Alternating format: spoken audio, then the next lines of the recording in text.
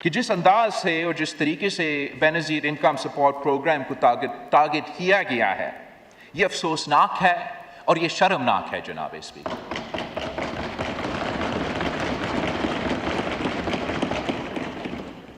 Programme کے حق میں 4 بنیادی دلائل پیش کرنا چاہتا ہوں۔ پہلی آرگیومنٹ یہ ہے کہ بینظیر انکم سپورٹ پروگرام کام کرتا ہے، یہ عالمی دنیا مانتی ہے، عالمی ادارے مانتے ہیں، آئی ایم ایف سے لے کے ورلڈ بینک کی رپورٹس موجود ہے کہ یہ ادارہ کام کر رہے ہیں۔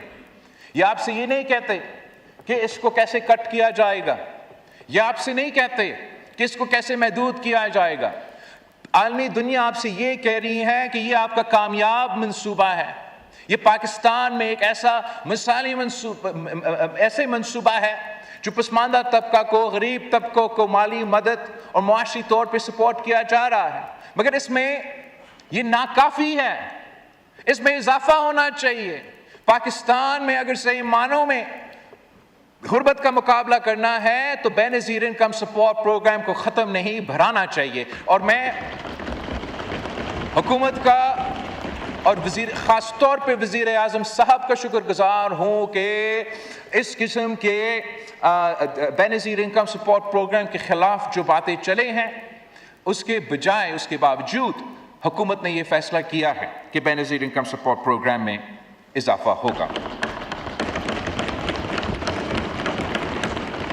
بینظیر انکم سپورٹ پروگرام کام کرتا ہے، یہ کوئی نعرہ نہیں ہے، یہ حقیقت ہے۔ بینظیر انکم سپورٹ پروگرام لاکھوں گھرانوں کی مدد کی ہے، اس نے غریب بچوں کو اسکول میں رکھا ہے، ماؤں اور بچوں کی صحت بہتر کی ہے اور مشکل وقت میں غریبوں کو سہارا دیا ہے۔ کووڈ سے لے کے سیلاب تک بینظیر انکم سپورٹ پروگرام کا سب سے مؤثر ذریعہ ثابت ہوا ہے، پاکستان کا سب سے مؤثر ذریعہ ثابت ہوا ہے جس سے ضرورت مند لوگوں تک مدد پہنچائے۔ دوسرا دلائل یہ ہے جناب اسپیکر کہ یہ انسانیت بھی ہے اور اسلام بھی ہے۔ ہماری دین ہمیں سکھاتی ہے کہ غریب، یتیم، بیوہ اور ضرورت مند کا خیال رکھو۔ ہمارا نبی نے فرمایا ہے کہ جنت ماں کی قدموں تلے ہے۔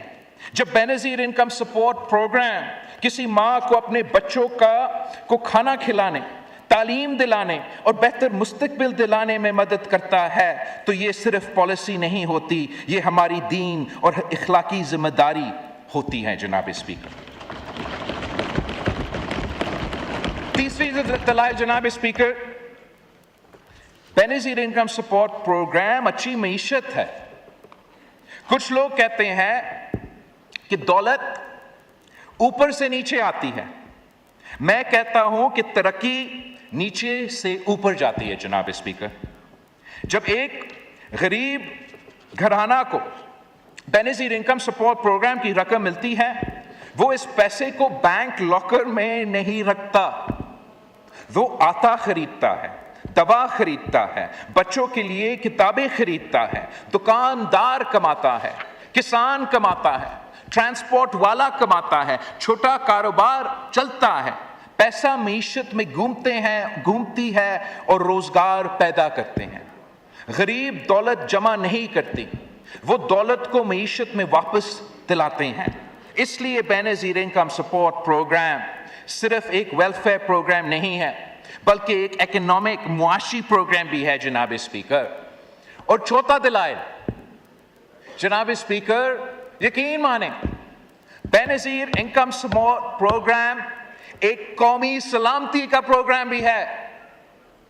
پاکستان دہشت گردی کا مقابلہ کر رہا ہے، انسرجنسی کا مقابلہ کر رہا ہے، مذہبی انتہا پسندی سے لے کے علیحدگی پرستی سے تنظیموں کا مقابلہ کر رہا ہے، جو ہم جانتے ہیں کہ فورن بیکڈ ہے۔ ہم جانتے ہیں کہ عالمی دنیا کی طاقت، عالمی دنیا کے پیسے ان تنظیمیں، ان دہشت گردوں کے پیچھے ہیں۔ اور جناب اسپیکر، یہ دنیا بھر میں ہر فوج کو یہ پتا ہے کہ آپ کسی بھی انسرجنسی کا مقابلہ ہتھیاروں کے ساتھ اکیلا نہیں کر سکتے۔ اگر آپ نے انسرجنسی کا مقابلہ کرنا ہے، اگر آپ نے ملیٹنسی کا مقابلہ کرنا ہے، اگر آپ نے انتہا پسندی اور دہشت گردی کا مقابلہ کرنا ہے، تو you have to win hearts and minds.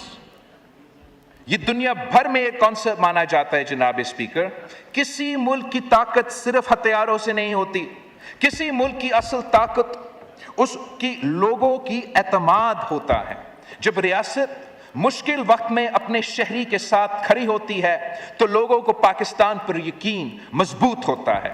انتہا پسندی، نمائندگی اور بے چینی کا مقابلہ صرف قوت سے نہیں ہوتا، دل اور دماغ سے جیتا جاتا ہے جناب اسپیکر. جب ایک ماں کو محسوس ہوتا ہے کہ پاکستان اس کے ساتھ دے رہا ہے، جب ایک بچے کو تعلیم ملتی ہے، جب ایک گھرانہ مشکل وقت میں سنبھالا جاتا ہے، تو پاکستان ایک اور دل جیت لیتا ہے.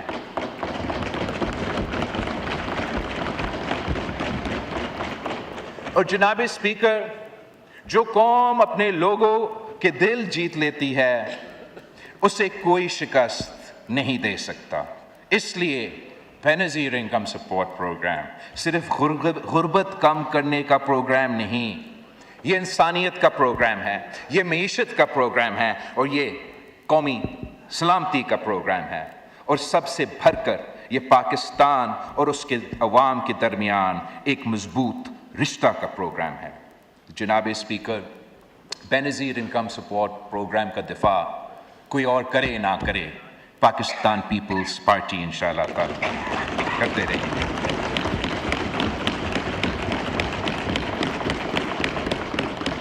اور اسی حکومت اور معیشت پہ فیصلے کرنے والے تمام لوگ یہ طے کرے کہ پاکستان کی معیشت تب تک نہیں ترقی کرے گا جب تک پسماندہ طبقات ترقی نہ کرے، جب تک کمزور طبقات ترقی نہ کرے. یہ سوچ کہ امیر امیر تر ہوتے رہے، غریب غریب تر ہوتے رہے، اور ہم اس کانسیپٹ کو، اس معاشی ڈیولپمنٹ کو ترقی کا نام دے، یہ ناانصافی ہوگا جناب اسپیکر.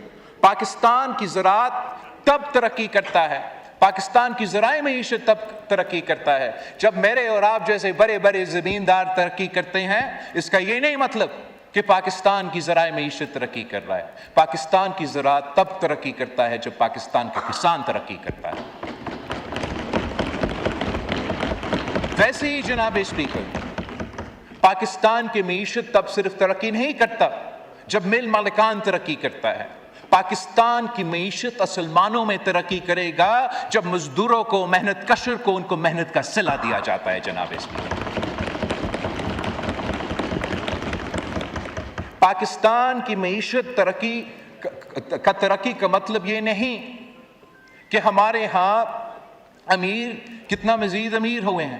پاکستان کی معیشت پاکستان کی ترقی، پاکستان کی معیشت کی ترقی کا مطلب یہ ہے کہ پاکستان کے نوجوانوں کو روزگار کے مواقع دیے گئے ہیں.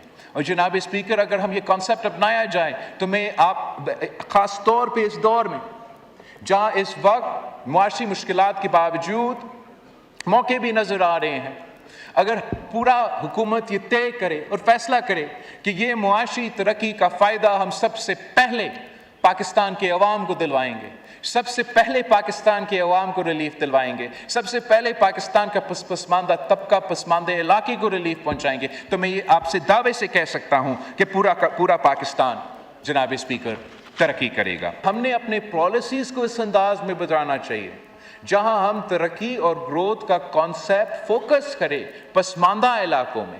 ہم ایسے گروتھ اورینٹیٹڈ منصوبے لے کر آئے جو پاکستان کی معیشت کو فائدہ دیا جائے تاکہ ہم قرض لینے کے بجائے، اور اس وقت پاکستان قرض پہ چل رہا ہے، ہم اپنا وفاقی بجٹ قرض پہ چلاتے ہیں، ہم قرض ادا کرنے کے لیے قرض لیتے ہیں.